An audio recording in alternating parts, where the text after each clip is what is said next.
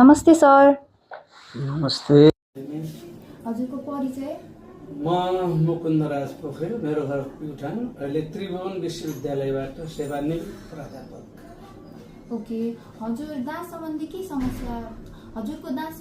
समस्या थियो? मेरो दाँतसँग सम्बन्धित मेरो बुद्धि बङ्गारा किरो लाग्नेदेखि लिएर अरू दाँतहरू पनि बिग्रिएको थियो। त्यसको निमित्त म चाहिँ आधुनिक समाज डेन्टलमा औषधि उपचार गर्नलाई आएको हो र विगत 5-6 वर्ष नै भइसक्यो म यहाँ आउन थालेको र यसमा म मेरो परिवार सबै आबद्ध छौँ भनौँ। हजुरले आधुनिक समाज डेन्टल रोज्नुको कारण चाहिँ के होला?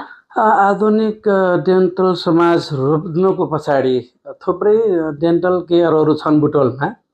भए पनि यसले विशेष गरिकन विद्यालय समुदायमा दाँत तथा मुखसँग सम्बन्धित विषयवस्तुलाई लिएर कहिले सेमिनार, कहिले क्याम्पियन आदि इत्यादि गर्नुको साथै यसले सर्वसुलभ र सहज तरिकाबाट औषध उपचार गर्ने र हरेक बिरामीप्रति हेर्ने दृष्टिकोण सकारात्मक रहेको कारणले गर्दा म विशेष गरिकन यो आधुनिक समाज डेन्टलमा आकृष्ट भएको हुँ र म निरन्तर रूपमा म मात्रै होइन, मेरो परिवारको सदस्य सबैजना हामी यहीँ आउने गर्छौँ र कसैलाई मैले सोधिहाल्यो खण्डमा पनि ठिक छ है, यहाँ विशेषज्ञहरूको उपलब्धता राम्रो छ। त्यसकारण अन्त्यमा के भन्न चाहनुहुन्छ त?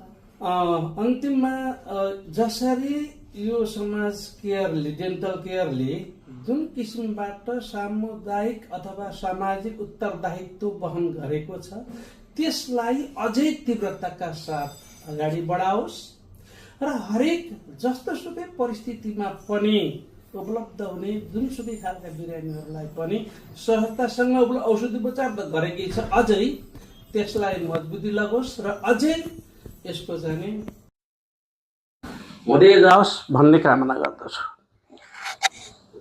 हजुरले आफ्नो कीमती समय दिनुभएकोमा धन्यवाद। हजुरहरूलाई पनि धन्यवाद।